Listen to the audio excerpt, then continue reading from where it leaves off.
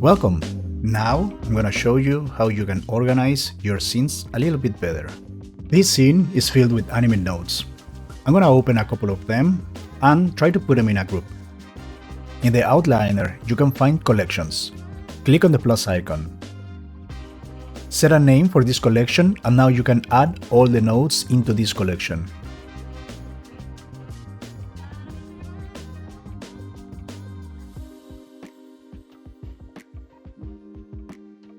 Now, I will quickly create another collection for these actions.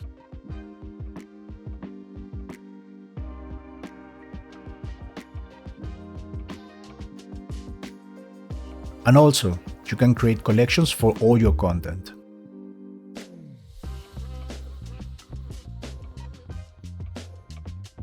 And here we have the collections with all the notes. That's it for this video.